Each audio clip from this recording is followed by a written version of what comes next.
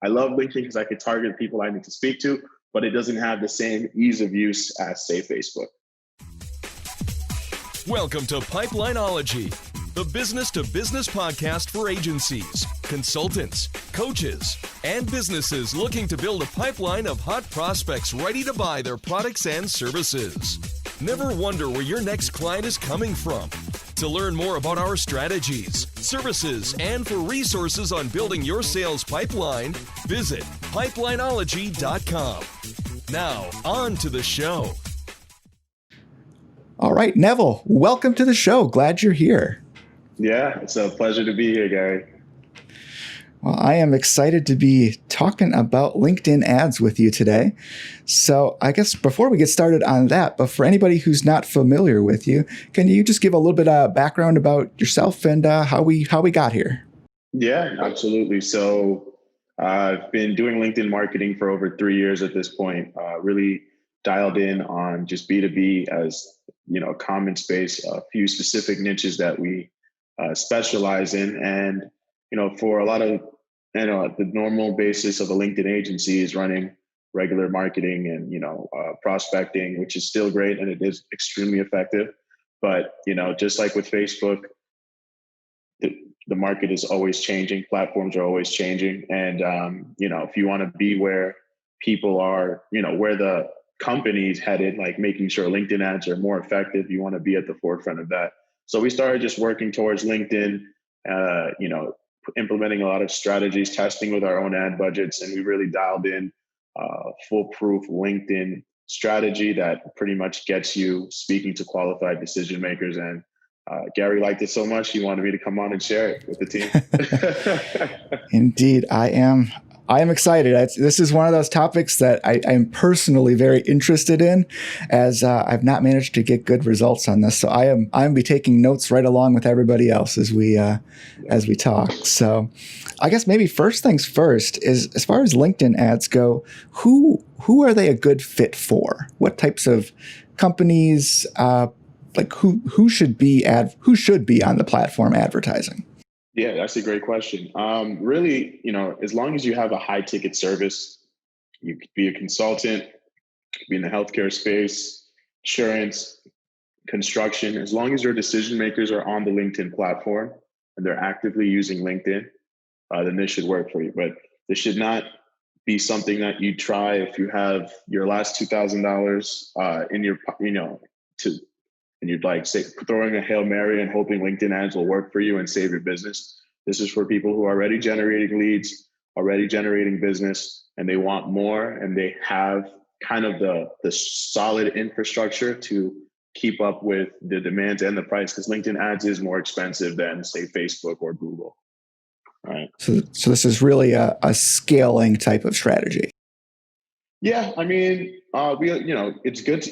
We introduce a lot of companies to LinkedIn ads as well. So it really comes down to budget, right? The ones who really excel with LinkedIn ads, they tend to have experience with paid advertising as a whole. Maybe they've tried Facebook ads, maybe they've tried Google. So they're already used to spending money to get back money, but they do have a sitting budget. So let's assume realistically, if you want to run a successful LinkedIn campaign, get enough statistical data to determine, if it's a good fit for your company, you should be willing to spend at least $3,000 in the first month, right? $2,000-3,000 in the first month. So if you don't have that type of budget and your market might not be on LinkedIn, then this might not be a good place for you to spend your money on.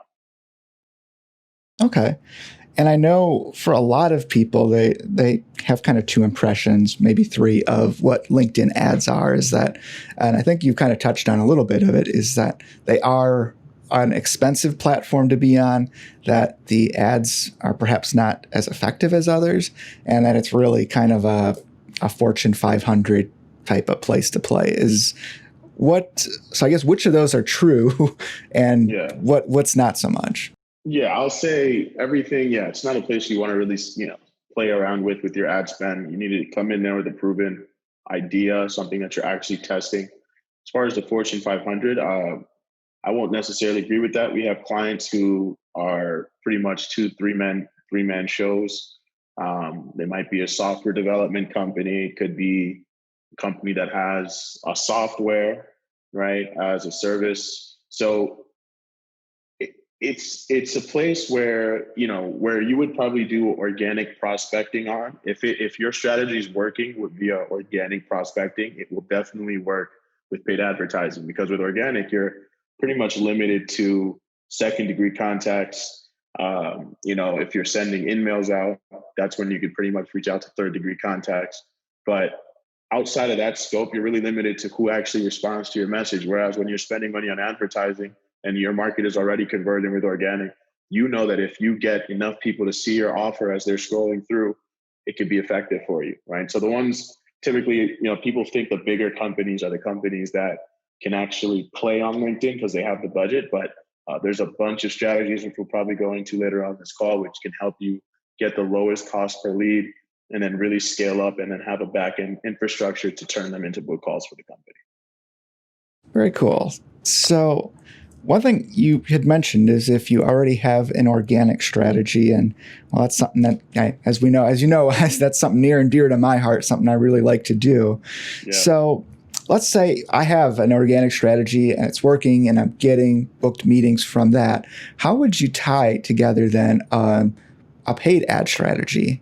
Would that be a good, so how would that complement each other? How would they play off each other? I'm curious how that would work. Yeah, absolutely. That's a great question. So, really, you want to take, like I said, you want to look at what's working with organic, right? So if you're running a connection campaign, for the most part, you know to probably focus on second degree contacts because they're most likely to accept.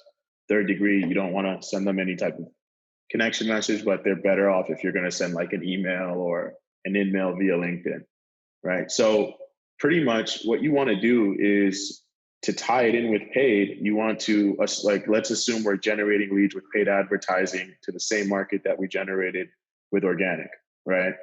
So what we want to do with the paid advertising strategy is, instead of pushing them right to book a call, depending on your market, like your market, which is similar to my market, you could probably get by with pushing them, hey, book a call to speak to someone from the team. You'll probably spend a little bit more money, but you're going to walk into a pretty qualified call.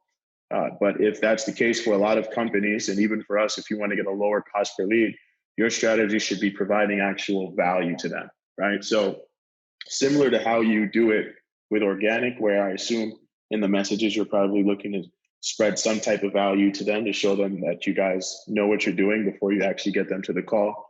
With the paid strategy, it's a very similar process. We want to actually educate them, whether it be in the form of a lead magnet, case studies, and then after we do that, then they're nibbling on us. They know we exist. Now they're in our ecosystem, right? So they have to opt in, give us their information. Once they give us that information, you want to have your back end sequence to pretty much nurture them and push them towards booking a call, right? So, and then how we tie it into the organic strategies, since they're all coming off of the LinkedIn platform, to double that, the amount of outreach that's going to them, or the touch points that's coming to them, we'll actually send them a connection request via LinkedIn, things like that.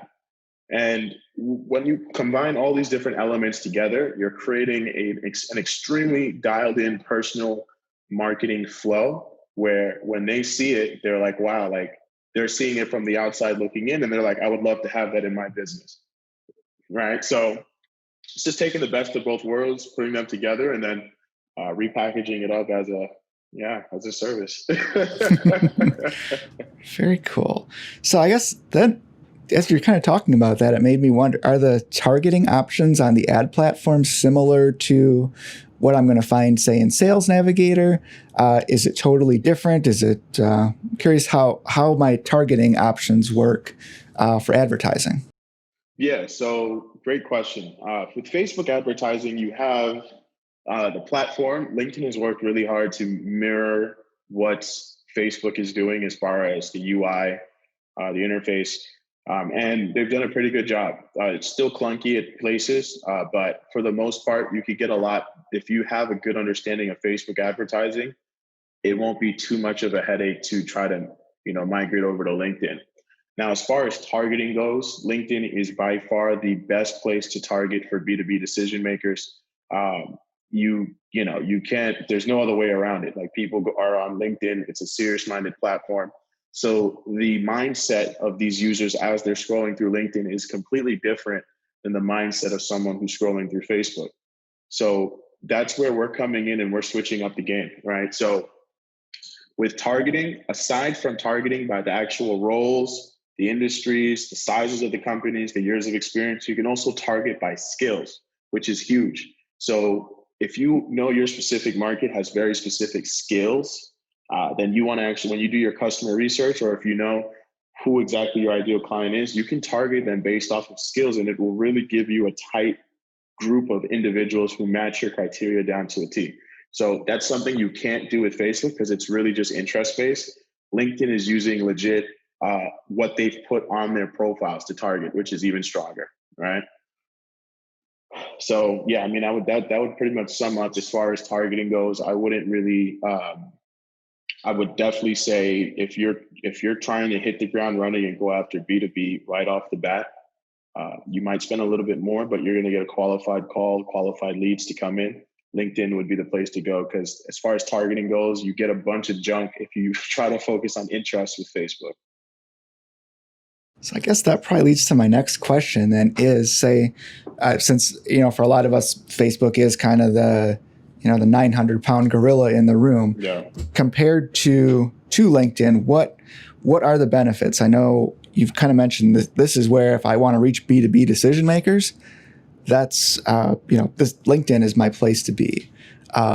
What else should I kind of expect to see, like in terms of what does LinkedIn bring to the table that's better than, say, Facebook? Yeah, I mean, it would just be the qualified prospects, right? I mean, if we're talking, like, I love Facebook. Don't get me wrong. We advertise on Facebook too. The whole goal is you want to get as much high quality traffic off of LinkedIn onto your pixels. Then you want to create lookalike audiences to market to them on Facebook, where you'll be able to get the leads at an even cheaper cost per lead, right? Or cost per result. But LinkedIn ads, why I love it so much is because people, like I said, the targeting is so dialed in that the same exact targeting that you use with Sales Navigator, you thought Sales Navigator was powerful, and then you go to LinkedIn and then you have additional things that you can filter people by. It completely changes the scope. 100% you're dealing with the same exact people you're looking for, and it still has some of the same features as Facebook, where you can put custom audiences together. You create matched audiences. Their lookalike audiences are not as great. With Facebook, you are looking at bidding strategies as far as it'll optimize for the lowest cost per lead or cost per, click or whatever the case is. With LinkedIn, it's different, where you can't trust LinkedIn to spend your money with your best interest in mind. So it's going to, it'll average out to look like it's doing a good job, but you might get one click for $8, another click for $30, and then another click for $12. Then it'll look like it's averaging out that you're getting your best cost when you're better off actually focusing on manual bidding, just so that, you could really control that. So there's just a bunch of little things. I won't necessarily say I love LinkedIn for it. They're definitely working. It's hard. That was a hard question. Facebook, I love Facebook because it's easy, but I don't like Facebook because I can't target the people I need to speak to. I love LinkedIn because I can target the people I need to speak to, but it doesn't have the same ease of use as, say, Facebook. I gotcha. Yeah. So I guess then, what are the ad formats that they have? Is it again similar to Facebook, where I can run in the news feed and run lead form ads, or is it a totally different animal? Yeah, so you could do a bunch of, pretty much there's, they call it on LinkedIn, they call it sponsored content. And that's pretty much the same as running it on the feeds. They do have additional things. They call them text ads. Those are the things that show up on the top display. So I'm sure you've probably seen those on your LinkedIn, where it's just a text and it's an ad at the same time. Then similar to Facebook, which has its right column, we have something similar on LinkedIn as well, where it will show your ads on the right column. And they do also incorporate lead forms. So similar to how you can do it on Facebook, where someone clicks in, then automatically it'll pre-populate the information. It's exactly what LinkedIn does for us as well. And I would actually highly recommend doing something like that versus trying to push them right into a landing page, because people are on the platform, very serious minded people, and they really don't like to mess around. So the easier it is for them to get their content or to get what they're looking for, and for you to get what you're looking for, the better for everyone. And lead forms is definitely the way to go. Video ads as well. You could run sponsored content in messages. So like they don't call them in-mail messages anymore. They call them sponsored messages. And it's like, they're great because you can get right into their inbox and start the conversation. And it's similar to, say, like a chatbot, where they could click yes or no or whatever the case is. Then it'll sequence whatever the next step is. So there's a lot of cool ways to leverage its ads formats on LinkedIn, and it definitely mirrors some of the things that you could do with Facebook, but not exactly, because LinkedIn has its own unique selling points with the messages that you could send out, the text ads, and then pretty much those in-mails as well, right? Very cool. So if there was one where you said, if you're going to try this, here's the one format I would say, do this one first. Is there one you would pick? Yeah, absolutely. So I'll the number, I'll give you two. So the first, you want to come in and really test to see if your market is responsive on LinkedIn ads. Run sponsored content images to lead forms. So you want to run a lead form ad type with sponsored content image. So what that is pretty much, they're scrolling through LinkedIn, they see your ad telling them to check out this lead magnet or this guide or whatever. They click it. In order for them to get it, it's going to pop up the lead form, which they're with their information already in it. They click submit. You get the content. They get the content via email. You get their information. You should have some type of a back-end nurture sequence in place to push them forward and get them to the point of actually booking a call. You also will have their phone number if you set it up right, so you can actually give them a call as well to follow up on that lead magnet, and then pretty much bridge it into a consultation. That's the number one thing. That's actually literally what we do for our clients. But then from there, the second thing I'd recommend, if you really want to test the waters, is text ads. So text ads are extremely cheap. They're the cheapest thing to run on LinkedIn. The reason being is because not a lot of people click on it, and it's only focused on desktop users. So if they are on their desktop and they do see your text ad that's showing on the top, and they click on it and it converts, you're going to get that at a really low cost per lead. And those would be the top two. And then, I would say start with that. The video ads, if people were like, oh, Facebook is great for video, I'm able to get leads and even you. With LinkedIn, complete different ballgame. You're going to be spending a ridiculous amount of money with video. As long as you have the budget, by all means, go for it. If not, definitely focus on sponsored content, get a proof of concept. Then you can look at, testing the other sides of the actual formats. That is some golden nuggets there. So as far as offers, I know you've kind of said a few different ways where you could say you can go direct to, trying to get them on the phone versus delivering some type of, I think you said like white papers or case studies or webinars. Is there a certain type of offer? You said, like, if I'm going to run these sponsored content pieces, what types of offers do you find perform pretty well for your clients?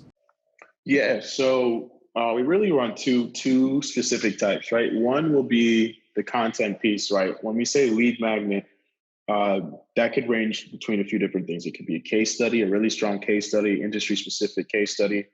It could be a guide, a report, a checklist, anything that partially solves the problem or can highlight some of the problems that specific market is dealing with and present them with actual actionable steps that they can take, or a visual representation of what it will look like for them to solve that in their business.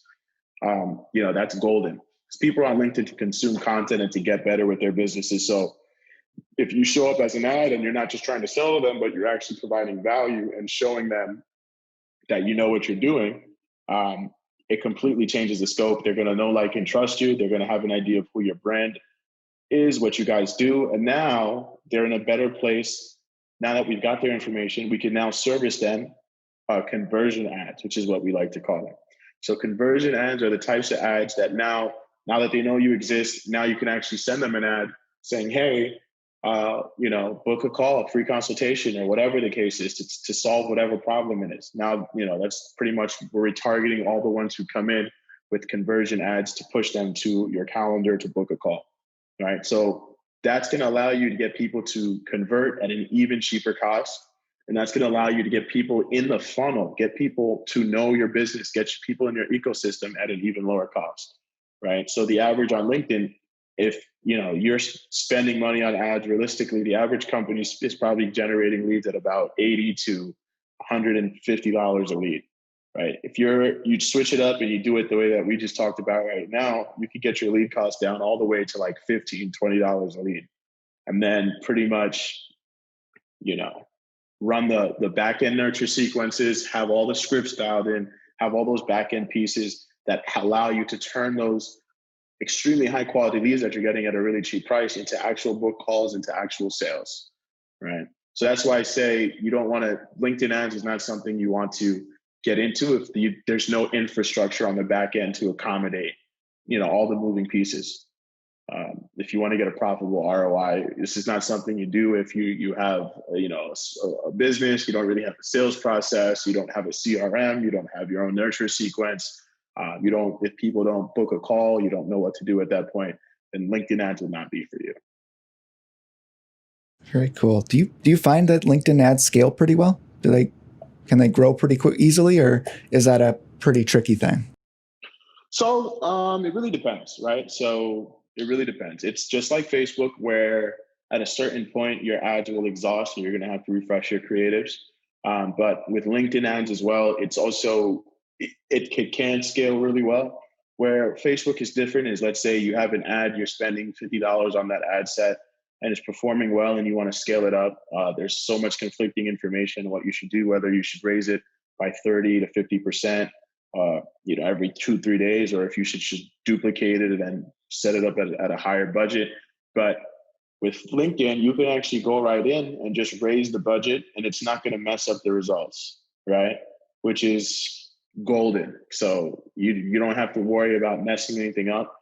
And then if you are going to raise the bid or the budget, if you raise it up by 35%, we found is the absolute sweet spot.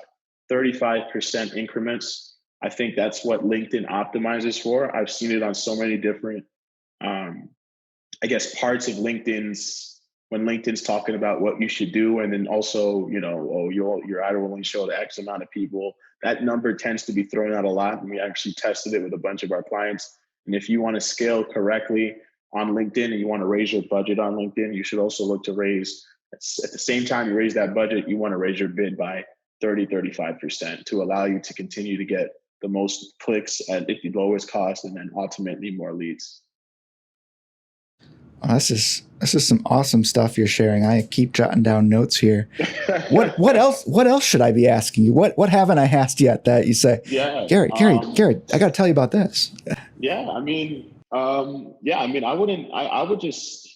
I'm surprised. I don't know. I think LinkedIn ads is one of those things that just has this huge misconception around it's how much it costs. It's expensive. It's not going to work for me, but it really can work for you, right? Especially if you have a high ticket service. So if you're a consultant, if you're a coach, or if you're, let's say you have this expensive product or an IT company or whatever the case is, where an average client is worth a lot more to you, you can afford to spend more. So even if, let's say you spend $5,000 in 1 month on LinkedIn ads and you only get, 2 clients out of it, you should be making an ROI on it regardless, right? So this is not something for B2C. If you have a B2C model, this won't, I would recommend just getting on Facebook on that. But that's pretty much it. I don't know. I don't know. I would say as long, yeah. Well, this has been some really good stuff. So for people who are interested, they want to learn a little bit more about this, is there a place we should send them to learn more about your services? Yeah, definitely. So I don't know how we're going to do this, but I wanted to link them with a free LinkedIn ads training, which I guess I could send you the link on that. We call it our RBM formula. So rbmformula.com. You could go there and you'll actually learn the full strategy between our LinkedIn organic strategy and how we tie it into LinkedIn paid advertising and how you can make it work in your business too. Well, that is awesome. Yeah, we will. I'll make sure I definitely get that link from you so we can share it in the show notes for anybody who's interested. So that'll be on pipelineology.com on the show notes for this episode. Anything else that people should know if they want to reach out to you? Is that the best way to get in touch? Oh, yeah. I mean, if you want to reach out, you would just go to noidigital.com. We've got a bunch of ways for you to book a call with someone from the team. And pretty much we're going to work together, put together a plan, actually show you some of the strategies, get on a demo Zoom call and walk you through step-by-step the types of things we'll be looking to change with your presence on LinkedIn, the strategy around how we're going to actually generate the leads, the different facets of it. Then you can decide if it's something, you think your company is ready for.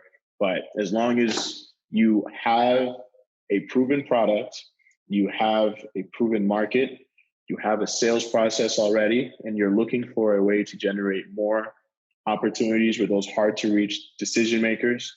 And if those decision makers are on the LinkedIn platform, then this can work for you. And, I'm sure we could definitely work something out. Well, I mean, that's pretty much all I've got for it. And yeah, I mean, aside from it, if you're going to go out and test it alone, my number one tip of advice on that note, do not do automatic bidding. If you want to burn your money and you do automatic bidding, if you want to, be smart with it, start with the lowest cost per bid and then raise your way up. You can get your bid at the lowest cost. You're going to be golden. If you spend more, if you let it do automatic, it's going to burn your money and you're going to have that, idea that LinkedIn ads isn't working for you when it actually does work. You just have to be more hands-on with it.